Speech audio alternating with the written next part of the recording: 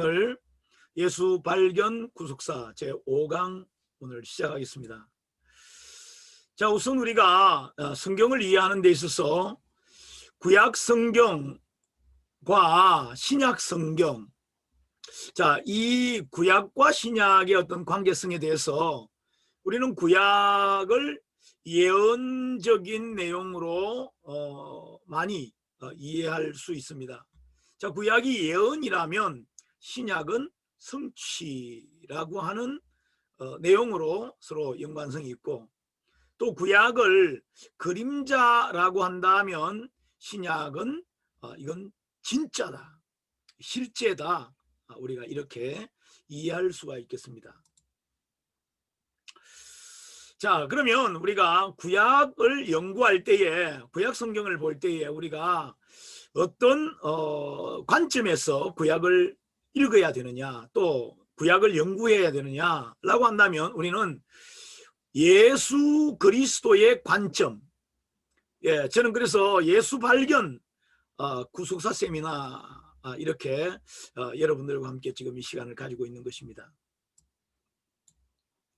자, 오늘은 5번째 시간입니다. 우리가 벌써 지금 5번째 만나고 있네요.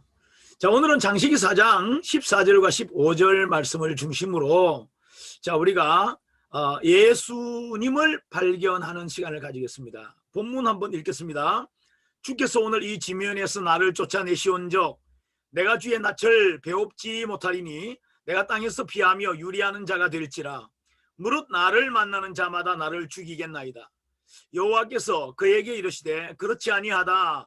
가인을 죽이는 자는 벌을 7배나 받으리라 하시고 가인에게 표를 주사 그를 만나는 모든 사람에게서 죽임을 면하게 하시니라. 아멘. 여기서 우리가 중요하게 이해해야 되는 부분이 표를 주셨다라고 하는 이 부분입니다. 자, 이 부분을 중심으로 오늘 우리가 함께 본문을 같이 이해하는 시간을 가졌으면 좋겠습니다. 와요메르 로 아도나이 라헨 콜 호레그 카인, 카인, 이게 가인입니다. 가인 시브 아타임 요캄 레아셈 아도나이 레카인 오트. 가인이고 오트, 표입니다. 레발티 하코트, 여기 연결됩니다. 하코트 오트. 그 다음에 콜, 이것도 연결됩니다. 모체오. 요메르로 아도나이 라헨 콜 호레 카인 שבעתיים יוקם וישם אדוני לקין אות לבלתי הכות אותו כל מוצאו. 랍비의 그 음성으로 한번 들어봤는데 뭐 다른 건 안 들립니다. 잘 안 들리는데 가인이라고 하는 단어, 그리고 제 귀에는 오트라고 하는 단어, 오트라고 하는 단어가 아주 여러 번 이렇게 좀 들려온 것 같습니다. 자, 우리가 오트라고 하는 이 단어는요, 이게 사전인데 사전에 보니까 상징, 징조, 표적, 표시 뭐 이렇게 여러 가지의 뜻이 있습니다. 자, 오트라고 하는 이 단어가 구약에서 어떻게 쓰여졌느냐, 대표적으로 몇 가지로 이렇게 쓰여지는데 우리가 한번 보겠습니다. 창세기 1장 14절 말씀에 하나님이 이르시되 하늘의 궁창에 광명체들이 있어 낮과 밤을 나뉘게 하고 그것들로 징조와 계절과 날과 해를 이루게 하라 그랬는데, 여기에 이 징조라고 하는 이 단어가 우리 한글 성경에 징조라고 번역된 이 단어가 오트입니다. 자, 그렇다면 우리가 밤하늘에 있는 이 해와 달과 별들, 이러한 별들이, 이걸 하나님께서 별들이 물론 뭐 낮을 밝히고 밤을 밝히는 그런 그 용도의 그런 기능으로도 이 별들이 필요하지만, 지금 여기서 하나님께서 별들을 지으시고 또 있게 하시는 그 중요한 이유 중에 하나가 뭐냐면, 이것이 어떠한 징조를 이렇게 징조를 알려주는, 이게 별이요, 징조를 알려준다. 그러니까 이 징조, 이 별들, 이 광명체들이, 별들이 우선 빛을 내는 이 별들인데, 이 별들이 낮과 밤을 나뉘게 하는 그 역할도 합니다. 그렇죠? 낮과 밤을 나뉘게 하는 역할도 하는데, 이 역할 외에도 그것들이 뭐냐? 이 별들이 징조와 계절과 날과 해를 이루게 하라. 여러분, 뭐 계절이나 날과 달과 해, 이 말은 여러분들 태양의 기능이 우리가 1년이라고 하는 거, 그렇죠? 이 달은 우리가 말 그대로 달, 우리의 지구가 자전하는 것으로 우리는 하루라고 하는 이 날, 1일, 2일이라고 하는 거. 자, 이런 것들이 결과적으로 이 별들의 이 움직임 가운데서 일어나게 되는 어떤 시간 개념들이죠. 근데 시간 개념을 우리에게 전달하는 것 외에도 이 별들의 기능이 어떤 징조를 알게 한다, 이 말입니다. 여러분, 예수님께서 태어나셨을 때에 하늘에 밝은 별이 하나가 나타나서 그 별이 굉장히 밝게 빛을 내고 있었고, 동방박사들이 그 별을 따라서 베들레헴 그 마국간까지 뭐 왔다, 이런 이야기도 있지 않습니까? 그래서 어떠한 조짐, 어떤 징조를 사람들에게 알리는 어떤 역할을 한다. 예, 여기에 이 별들이 이런 역할을 한다, 이거죠.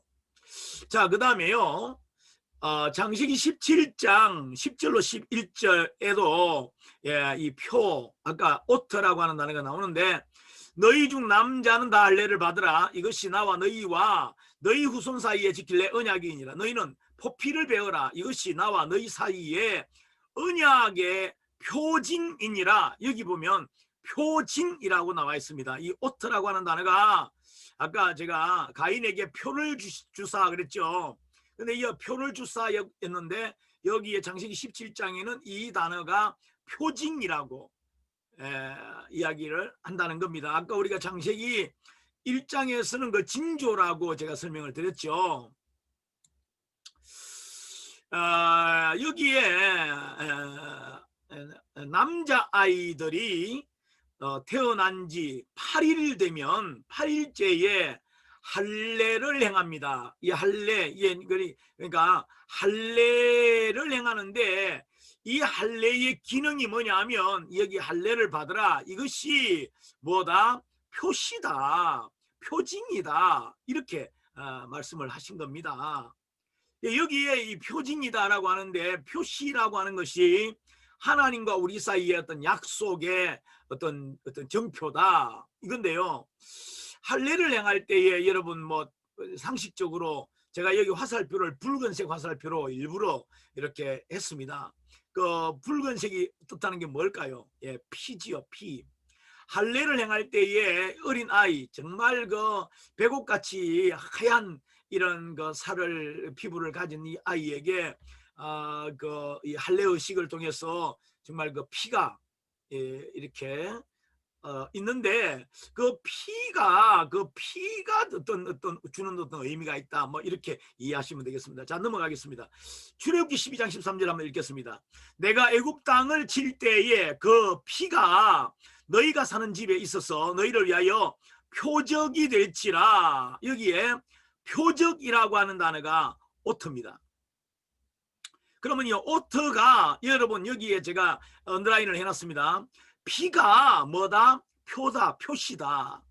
피가 표적, 즉 오트가 된다, 이 말씀입니다. 내가 피를 볼 때에 너희를 넘어가리니 재앙이 너희에게 내려 멸하지 아니하리라, 이렇게 되어 있습니다. 그래서 우리가 오늘 지금 계속 지금 제가 말씀드리는 것은 이 오트라고 하는 단어를 우리가 한번 객관적으로 한번 이해를 해보자는 겁니다. 가인에게 표를 주셨다라고 했는데 가인에게 오트 주신 그 표, 가인의 표가 도대체가 뭘까라고 하는 거죠. 자, 피가 일단 표적이 된다, 표시다. 자, 제가 사진 하나를 보여드리겠습니다. 자, 이 그림이죠, 그림. 여기에 보면 6월절에 유대인들은 6월절이 되면 해마다 6월절이면 꼭 행하는 의식이 있는데 그것이 양을 잡아서 피를 바르는 그런 의식 말입니다. 자, 여기에 문에 임방과 여기에 좌슬주 또 이쪽에 우슬주가 있는데 좌우슬주와 임방에 양의 피를 바르는 이 관습이 있습니다. 이것은 하나님께서 지시하신 것이고, 근데 이것을 가리켜서 뭐라고 하시는가 하니까 이게 표시다, 표적이다, 뭐 이렇게 설명을 하셨습니다. 자, 또 한번 보겠습니다. 여호수아 2장 12절로 13절 읽겠습니다. 그러므로 이제 청하노니 내가 너희를 선대하였은즉 너희도 내 아버지의 집을 선대하도록 여호와로 내게 맹세하고 내게 정표를 내라. 여기 정표, 여기 정표, 표시, 아까는 표징, 뭐 징표, 징조 뭐 이랬는데 여기는 정표라고 되어 있습니다. 이게 오트입니다. 그리고 나의 부모와 나의 남녀 형제와 그들에게 속한 모든 사람을 살려주어 우리 목숨을 죽음에서 건져내라. 자, 여기 여러분 아시는 대로 여리고에 있는 한 창녀, 여리고에 있는 창기였던 라합이라고 하는 여인입니다. 이 라합이라고 하는 여인이 이 이스라엘의 정탐꾼들을 숨겨줬어요. 그래서 이제 그들을 돌려보내면서 이렇게 이야기합니다. 내가 너희들을 선대하였기 때문에 너희들도 나와 내 아버지 집을 선대해 줘야 된다. 그러면서 여호와로 내게 맹세하고 내게 표시를 달라, 정표를 달라. 근데 여기에 정표의 기능이 뭐냐 하면 이 정표의 기능이 우리의 목숨을 죽음에서 건져내라. 여기서 내용이 뭐냐면 정표를 가지고 있으면 죽음에서 말하면 건짐을 받는 거예요. 정표를 가지고 있다는 것이 죽음으로부터 구원받는 거다 이 말입니다. 여러분, 이 내용과 아까 창세기 4장에 가인에게 표를 주사 죽음을 면하게 하신다라고 하는 내용이 뭔가 이게 연결이 되어 있지 않습니까? 자, 이 오트라고 하는 이 기능이 어쨌든 죽음을 면하게 하는 어떤 기능이라는 겁니다. 자, 그래서 여호수아 2장 18절을 계속 읽겠습니다.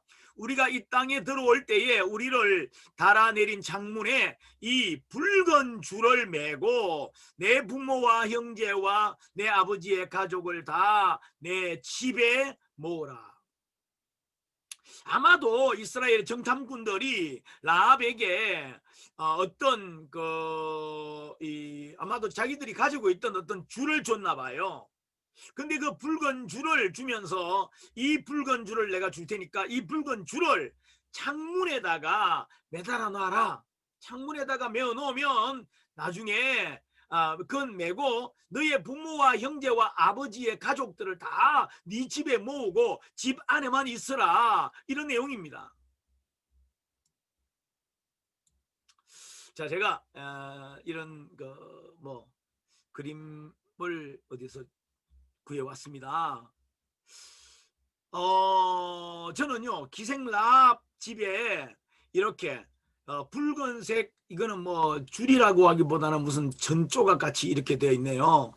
자, 이게 펄럭거리는 이 사진을 보면서 제 생각에 뭔가요 처음에는요 심쿵했어요. 왜냐하면 이 창문에 이 문살이라고 하잖아요. 이게 문살이 정확하게 이게 십자가 모양으로 되어 있고요.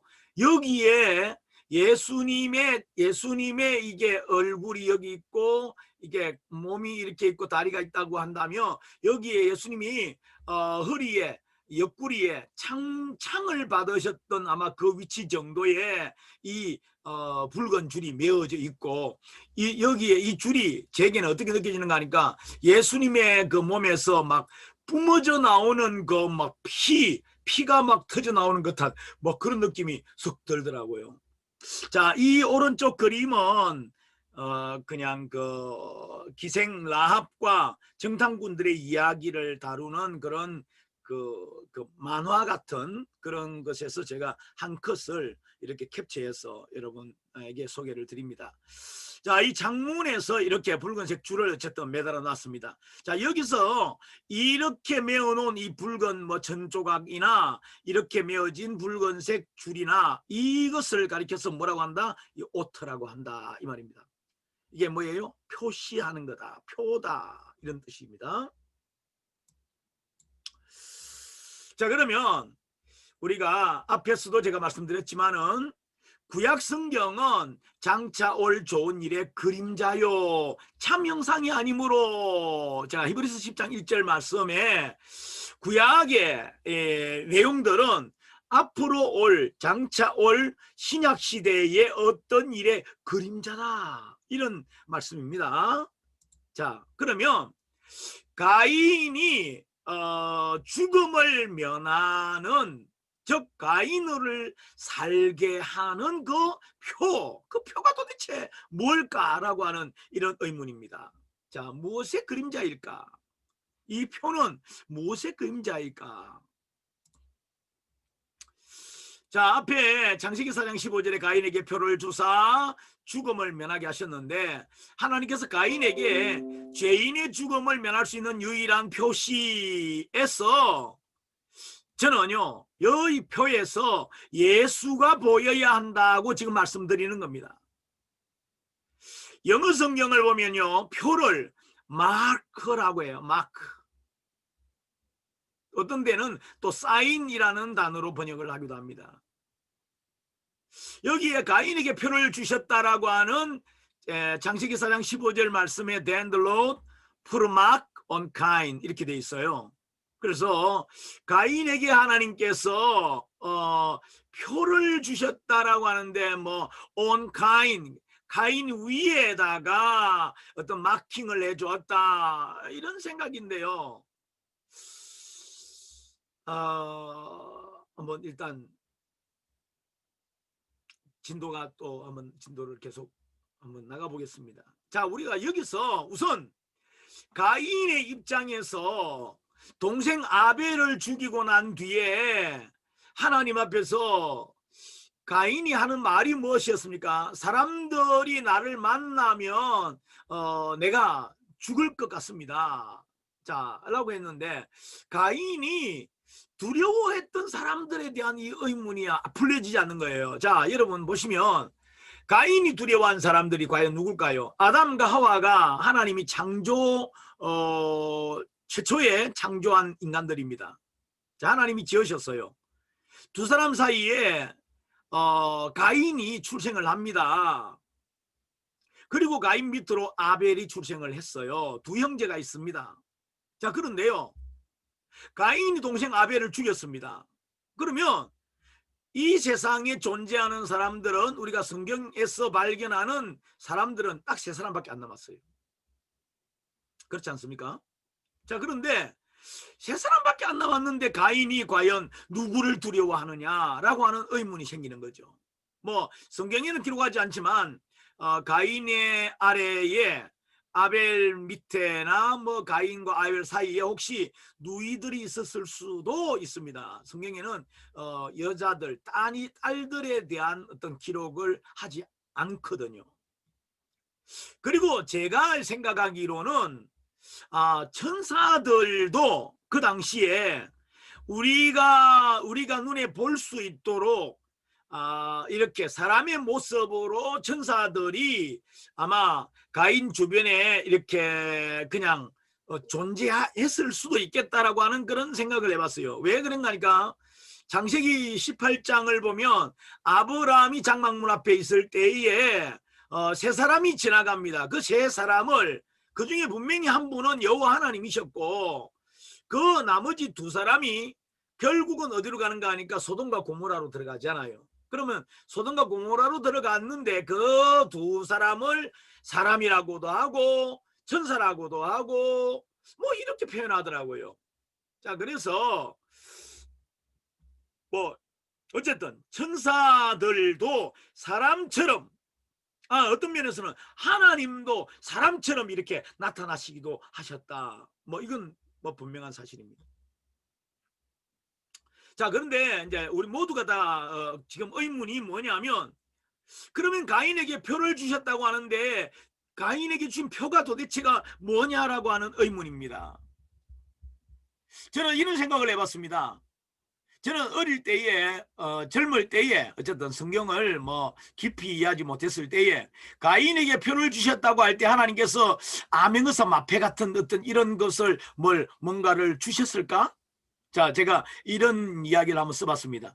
한 암행의사가 허름한 복장을 한 채 명랑시차를 다니던 중에요, 떼강도를 만났다고 한번 가정을 해봅시다. 혼자 힘으로 무장한 강도들과 맞설 수가 없어요. 이런 상태에서 그에게 있는 가장 큰 무기는 왕으로부터 받은 암행의사의 마패일 수가 있다. 이런 생각을 해봤습니다. 사람들이 나를 죽이려고 할 때에 가인 입장에서 짠 하고 뭘 보이면서 하나님이 나에게 이런 표를 주셨어. 누구든지 나를 해하는 사람은 크게 벌을 받는다고 하셨어. 뭐 이런 지금 스토리가 이렇잖아요.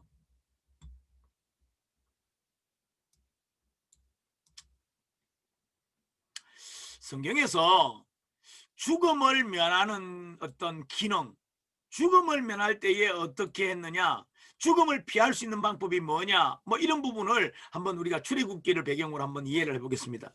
자, 출애굽을 앞두고 하나님께서는 애굽에 살고 있는 모든 유대인들에게 양을 잡아 그 피를 문의 임방과 좌우 설주에 바르라고 명령하셨습니다. 누구든지 피가 발라진 집 안에만 있으면 죽음을 면한다고 하셨습니다. 실제로 피를 바르지 않은 집들은 유대인이건 애굽 사람이건 간에 그날 밤 장자들이 죽임을 당하게 되었던 것이죠. 자, 이 날을 기념하는 날이 6월절이고 이날 죽은 양들을 마땅히 죽어야 하는 인류를 대신하여 죽으신 예수님의 죽음을 예표하는 그림자라고 우리가 이해하고 있습니다. 지금도 예수님을 6월절 어린 양이라고 우리가 또 찬송도 부르고 그렇게 또 이해도 하고 있습니다.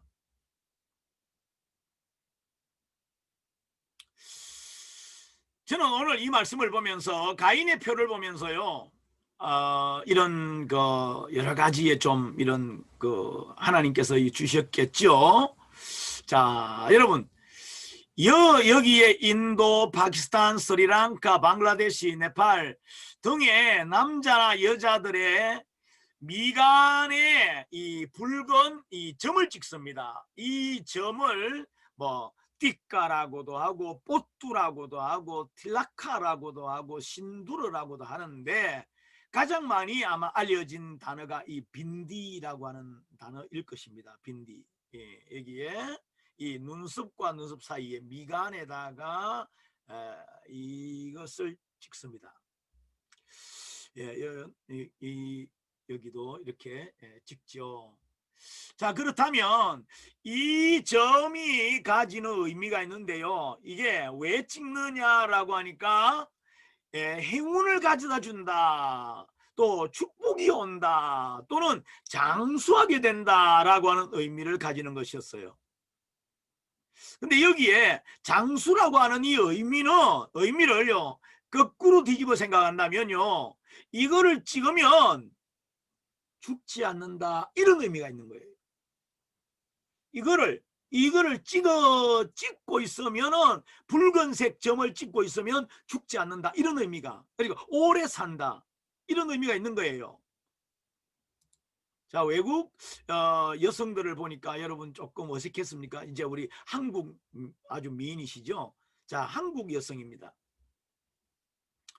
자, 우리나라의 전통 혼례 예식에 신부의 양볼, 그리고 우리 여기에도 이마에도 역시 미간에도 찍습니다. 우리나라도요. 여기에 연지곤지를 찍는 것이 전통적으로 지켜온 우리의 풍습입니다. 근데 신부들의 이 양볼과 이 이마에 찍던 이 원래적인 의미가 뭐냐 하면,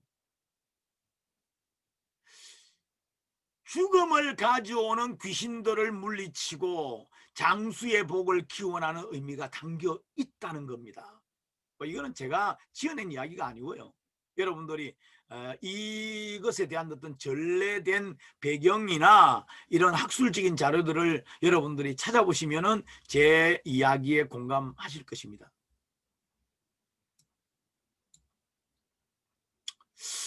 자, 아까 우리가 보신 대로 여기에 우리나라 외에 다른 나라들에게도 오랫동안 전통적으로 어쨌든 이렇게 흘러온, 전래되어 온 그들의 그 풍습이나 어떤 문화 그 속에 붉은 점을 찍는 것이, 이것이 우리 표현으로 말하면 액을 물리치고 화를 물리치고, 말하자면은 죽음을 또 죽음의 사자가 오는 것을 막고, 그래서 내가 죽지 않고 오래 생존할 수 있다라고 하는 어떤 의미가 이 우리나라뿐만 아니라 여러 다른 나라들에게도 이런 풍습이 있더라는 것이고요. 그래서 우리 조상들도 전통적으로 오래전부터 어쨌든 이 전래되어 오던 이 풍습을 계속 조선시대까지도 유지해 왔던 것입니다. 자, 제가 이런 내용들을 가지고 좀 이렇게 제가 이 강의 자료를 만들고, 그 전에도 제가 구속사 강의를 하면서 이런 이야기를 하다가 제가 이제 여러분들 여기에 외국 여인입니다. 여기는 우리나라의 여인이고요. 그리고 여기에 제가 6월절이면 유대인들이 늘상 하던 대로 문에다가 양의 피를 바르는 의식. 근데 제가 이것을 보면서요, 제가 여기에 문을, 이 집에 들어가는 이 문을 사람의 얼굴로 한번 이렇게 제가 대략 잘 못 그렸습니다만은 뭐 이해하시고 뭐 용서하시고 봐주세요. 근데 이걸 그려보고요, 여기 이것을 사람의 얼굴로 이렇게 형상화 시켜 보니까 여기에 이 사람의 얼굴, 이 얼굴에 여기에 점을 찍고 양볼에 찍은 이것과 문의 임방에다가 양의 피를 바르고 양쪽에 기둥에 또 피를 바르는 이것이 너무 이게 오버랩이 되는 겁니다. 여기에 인도인들의 미간의 붉은 표시나 우리나라 여성들의 연지곤지는 서로 연관된 의미를 가진다. 인도인들의 미간의 표는 문의 임방 자리의 의미와 같고, 우리나라의 신부들의 양쪽 볼의 연지곤지는 문의 좌우설주와 의미가 같다. 붉은 점을 찍는 동일한 이유는 예로부터 귀신은요 붉은색을 싫어한다는 같은 이해를 가지고 있다는 겁니다. 귀신은 붉은색을 싫어한대요.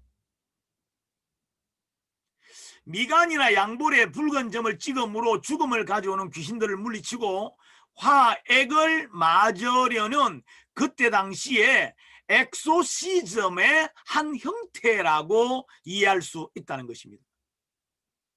이것이요. 뭐 여러분, 우리 뭐 어머니 때에도 그렇게 했다고 제가 들었습니다. 집에 남자아이를 낳으면 그 문 앞에 이렇게 줄을 쳐요. 뭐 금줄을 친다 이런 이야기를 들어본 적 있죠. 금줄을 친다. 근데 거기에다가 반드시 거기에 들어가는 게 뭐냐 하면 붉은 고추를 달아요.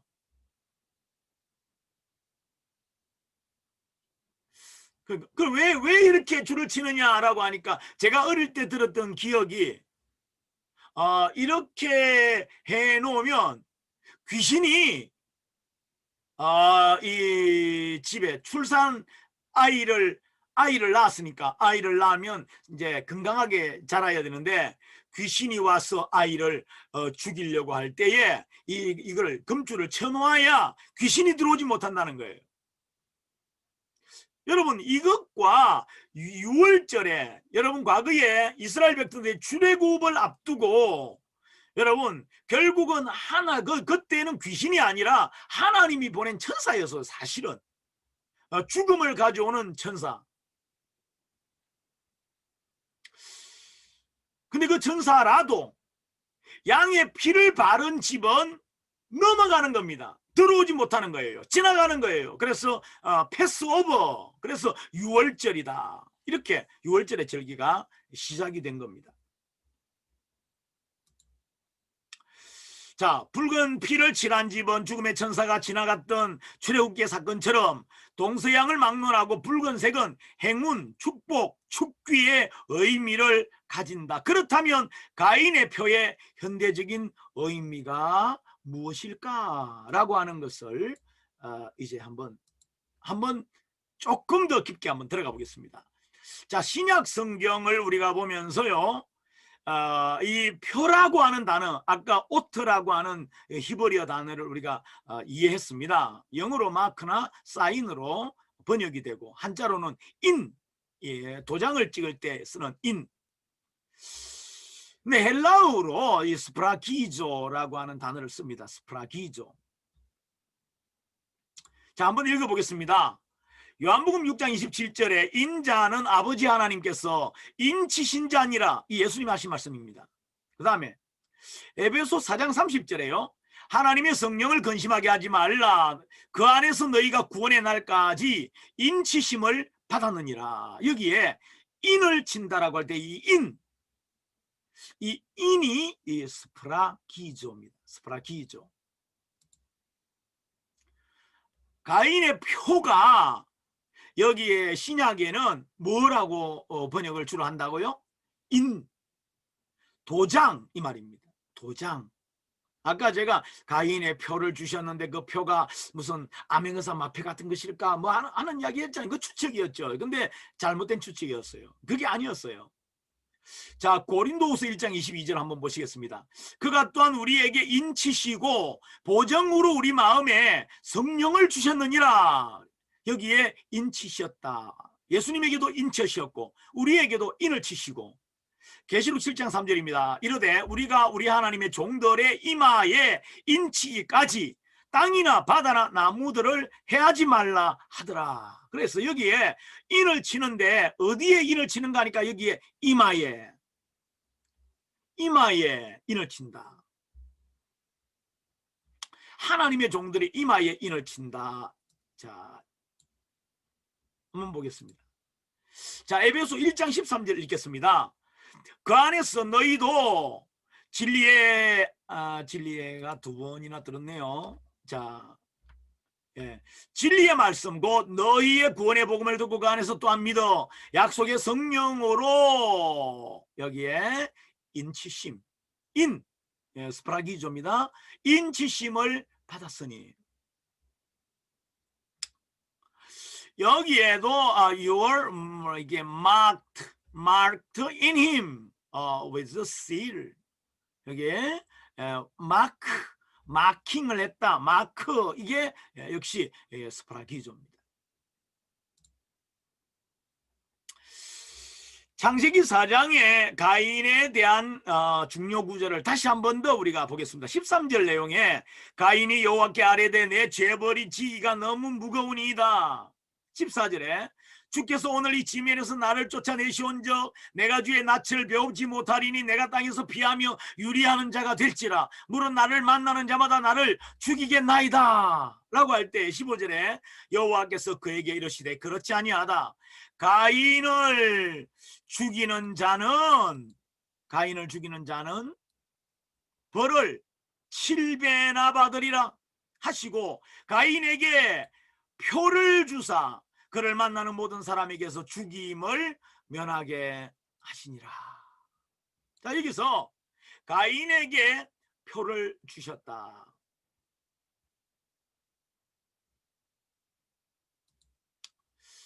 자, 우리가 구약은 그림자 또는 신약은 실제라는 말씀을 제가 처음 시간에 설명을 했습니다. 그러면요, 우선 자, 가인의 표는 이게 기능이 뭐냐면 죽임을 면하는, 그래서 살리는 표입니다. 우리는 뭐 지옥에 가는 것을 건져낸다, 죽음에서 건져낸다, 이런 표현을 구원이라는 단어로 씁니다. 구원. 그래서 가인의 표는 살리는 표요, 구원의 표요. 이게 아까 우리가 읽었던 그 인치심의 내용에 보니까 성령으로 인을 치신다라고 하니까 성령의 인치심이다, 이렇게 결론을 지을 수 있습니다. 근데 저는 이런 생각을 해봤죠. 많은 분들이 가인에게 주신 표에 대해서 아마 하나님이 좋은 걸 주셨을 거야, 그게 나쁜 건 아닐 거야, 뭐 이렇게 생각하는 분들이 아마도 많으실 거예요. 근데 저는 생각하기를, 아니 동생을 죽인 살인자인데, 그리고 실제로 가인이 하나님 앞에 제사를 드렸지만 아벨의 제사는 양의 아주 그 새끼, 그것도 처음 난 새끼, 새끼와 그리고 기름으로, 그러니까 아벨의 예물에 대해서는 자세하게 설명이 있어요. 근데 가인의 제사와 제물에 대해서는 뭐 땅의 소산으로 드렸다, 그냥 아주 간단하게 땅의 소산으로 드렸다, 그게 뭐 내용이 뭔지도 모르겠어요. 뭘로 드렸는지. 땅의 소산이라 그러면 뭐 우리가 말하는 대로 뭐 쌀도 나고 보리도 나고 밀도 나고 옥수수도 나고 뭐 배추도 나고 무도 나는데, 가인이 도대체 뭘로 드렸는지는 모르겠어요. 땅에서 나는 것으로 하는 게 드렸다. 근데 하나님이 가인의 제물을 받지 않으신 이유가 뭐냐면, 선하게 네가 살았으면, 네가 선을 행하고 네가 착하게 살았더라면 너의 제사의 제물을 내가 왜 받지 않았겠느냐라고 하나님이 말씀을 하시잖아요. 그래서 저는 하나님이 가인에 대해서 그다지 좋아하신 게 아닌 것 같은데, 아니 굳이 그 가인이 너는 동생을 죽였으니까 너는 당연히 너는 살인자니까 너도 역시 죽임을 당해야 될 것이다, 이렇게 하나님께서 뭐 판결을 하셔도 어느 누가 봐도 뭐 그 잘못된 판결이 아니라고 할 텐데, 하나님께서 왜 가인에게 아니 표를 주시면서 죽음을 면하게 하실까, 이런 의문을 가져본 겁니다. 자, 그래서 제가 그 부분에 대한 의문이, 제가 창세기 4장을 여러 번 읽다 보니까 하고 제 눈에 이해가 되어지는 부분이 있었습니다. 자, 그게 뭐냐면요, 자, 가인의 이야기를요 한번 우리가 좀 더 마음을 열고 한번 들어보겠습니다. 가인이 여호와께 아뢰되 내 죄벌이 지기가 너무 무겁습니다. 내 죄도 크고 또 벌도 큰 벌을 제가 받아야 됩니다. 그런데 너무 힘들겠습니다. 너무 어렵습니다. 두렵습니다. 무겁습니다. 이런 표현입니다. 자, 그러면서 뭐라고 하는가 하니까, 그 내용이 뭐냐면, 주께서 오늘 이 지면에서 나를 쫓아내시면 에덴 동산에서 나를 쫓아내시면, 아니면 지금 자기가 살고 있는 그곳에서 나를 쫓아내시면, 근데 저는요 이 부분이, 제가 가인이 돼봤어요. 제가 가인의 입장에서 돼볼 때에 가인이 지금 뭘 고민하고 있는가, 뭘 두려워하고 있는가 라고 하는데요, 제가 깜짝 놀란 부분이 있습니다. 그게 뭐냐면, 순서가 그렇습니다. 자기가 사람들을 만나서 죽임을 당할까, 나 죽을 것 같아요, 나 무서워요, 이게 아니라, 여기 내용을 자세하게 보면요, 내가 주의 낯을 배웁지 못하리니, 내가 하나님의 얼굴을 다시는 볼 수가 없게 되는데, 그렇게 되면 나는 땅에서 피하며 유리하는 자가 될 것입니다.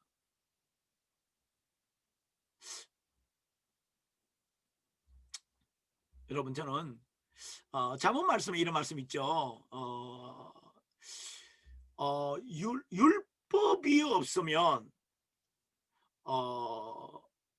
하나님의 백성이요, 하나님의 말씀이 없으면요 방자이행하게 되느니라는 말씀 말입니다. 방자이행하게. 하나님의 말씀을 내가 듣지 않으면, 하나님의 말씀을 듣지 못하면 우리는 말 그대로 허랑방탕하게 되고 우왕좌왕하게 되고 우리의 인생이요 제각각 그냥 말 그대로 엉망이 되어버린다는 이야기입니다. 근데 가인도요 심정적으로 지금 그런 마음의 위기감을 느낀 것 같아요. 하나님 나를 쫓아내시며 나는 내가 하나님을 다시는 배우지 못하며 내가 하나님을 만나지 못한다면 나는 땅에서 여기저기로 나는 방랑하는 자가 될 것입니다. 도돌이가 될 것입니다. 그리고 나서 두 번째의 고민이 뭐냐면, 아마도 나를 만나는 자마다, 아마도 누가 나를 만나게 되면, 여러분 여기서 나를 만나는 자마다 라고 하는 만나는 자 중에는 사람이 될 수도 있고 아니면 짐승들이 될 수도 있고, 아까 제가 설명드린 대로 천사들이, 사람의 모습으로 다니고 있는 천사들이 될 수도 있겠다는 생각을 해봤어요. 자, 가인의 고민 중에서요 1순위의 고민이 뭐였는가 하면, 하나님의 얼굴을 다시는 배울 수가 없습니다. 나를 쫓아내지 마십시오. 저는 시편에서 다윗이 시편 51편에 보면은요 주의 성령을 내게서 거두지 마옵소서. 다윗이 정말 자기가 죄를 지었지만, 죄인이지만 다윗의 두려움, 다윗의 고통, 고민, 다윗의 정말 안타까운 마음, 간절한 마음, 가장 처절한 마음, 그게 뭐냐 하면 하나님 나를 버리지 말아 주십시오 라고 하는 거였거든요. 이건요 오늘 본문에 보기에는 가인이나 시편의 다윗이나 지금 저나 아마도 지금 제 이 강의를 듣고 계시는 우리 여러분들이나 누구나 할 것 없이 그렇습니다. 그래서 제가 가인의 그 심정이 정말 많이 좀 이제 이해가 되더라고요. 자, 그래서 살인자 가인 같은 죄인 된 우리도 하나님의 얼굴 보기를 사모하면, 하나님, 자, 우리가 주의 낯을 보기를 사모하면 하나님께서요 살인자 가인에게도 표를 주신 것처럼 우리에게도 하나님께서 구원의 표, 그 표를 주신다는 겁니다. 그래서 창세기 4장에서 우리가 가인이라고 하는 인물이, 하나님께서 가인이라고 하는 인물을 통해서 우리들에게 무엇인가 보여주시기를 원하시는데, 이것이 뭐냐면 제가 지금까지 생각하지 못한, 정말 가인이 자기가 죽임을 당하는 것은 일단은 둘째 문제고, 가장 우선적으로 하나님 앞에서 자기 자신이 쫓겨남을 당한다고 하는 그 시점에, 그 순간에 가인에게 있어서 정말 절실하게, 정말 안타깝고 정말 가장 고통스러운 것이 뭐냐면, 내가 하나님의 얼굴을 다시는 볼 수가 없다고 하는 사실입니다. 여러분, 그래서 가인이 하나님의 얼굴을 보지 못하는 그 결과가, 자기 자신이 내가 하나님을 만나지 못한다면, 내가 하나님을 보지 못한다면 나는 어디로 갈지를 모릅니다. 나는 방황하게 될 것입니다. 나는 유리하게 될 것입니다. 그러다가 결국은 악한 사람들을 만나게 되고 나는 죽임을 당하게 될 것입니다. 잠언 29장 18절 말씀에 묵시가 없으면 백성이 방자히 행하거니와 여호와의 율법을 지키는 자가 복이 있다는 말씀이 있습니다. 저는요 여기에 묵시라고 하는 그 단어가 히브리어로 하존인데, 그것이 뭐냐면 다른 말로 말하면, 다른 이 묵시라는 말 외에도 다른 말로 말하면 이게 꿈이 없다 혹은 비전이 없다 라고도 해석할 수 있고, 전체 내용을 보면요 결국은 뭐냐면 율법을 버리는 자는 방자히 행한다, 말하자면 방탕하게 행한다. 근데 율법을 지키는 자는 복이 있다. 결국은 묵시가 가리키는 게 결국은 뭐냐면 하나님의 말씀을 가진 자, 하나님의 말씀을 듣는 자, 하나님의 말씀을 사랑하는 자, 하나님의 말씀 안에 거하는 자가 곁길로 가지 않는다는 거죠. 방황하지 않는다는 거죠.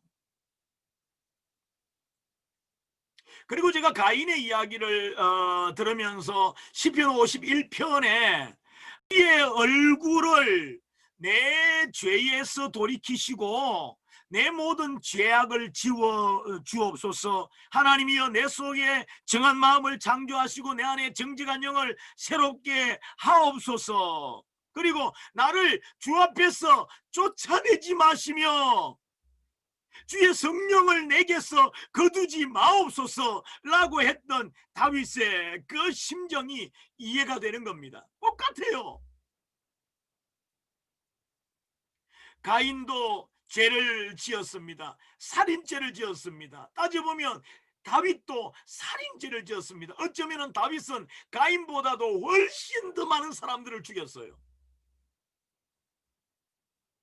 근데 살인자, 가인도 살인자요, 다윗도 살인자인데 살인자가 가지는 공통적인 것이 두려움이 뭐냐 하면 언제 하나님의 얼굴을 보지 못한다는 거, 하나님을 다시는 만날 수 없다는 거, 이것이라는 거예요. 저는 오늘 창세기 4장의 가인의 표 이 말씀을 함께 나누면서 죄인된 우리들 속에 지금 우리들 속에 가장 큰 두려움이 있다면 그것이 뭐냐 하면 하나님을 만나지 못하는 두려움. 욥처럼 말입니다. 왼편에 계신 것 같은데 만날 수가 없고 오른편으로 또 치우쳐봐도 하나님을 만날 수가 없고 하나님을 만나지 못하는 이 절망감, 여러분 이것이 우리 인생이 가지는 가장 크고 가장 고통스러운 절망입니다. 근데요, 하나님의 얼굴 보기 원합니다. 주의 얼굴 보기 원합니다. 얼굴 보기 원합니다. 주의 얼굴 보기를 원합니다. 주의 낯을 보기를 원합니다. 주님 나를 쫓아내지 말아 주옵소서. 주의 성령을 거두지 마옵소서. 구원의 기쁨 다시 회복시키시며 변치 않는 맘 내 안에 주소서. 이런 찬송의 가사 들으셨는 말이에요. 그래서 오늘 저는요, 가인에게 표를 주신 이 오트라, 스프라기조라고 하는 이 헬라어 단어나 오트라고 하는 히브리어 단어나, 여러분 우리가 인치심, 여러분 인치심이라고 하는, 우리가 인치심이라고 하는 거, 인류 역사 전체로 보면 여러분 하나님께서 인류를 향하여 인을 치시는, 하나님께서 온 세상을 향하여 인을 치시는 그 광경. 근데 그 인의 내용이 뭐냐면요, 붉은색이어야 되고 피여야 됩니다.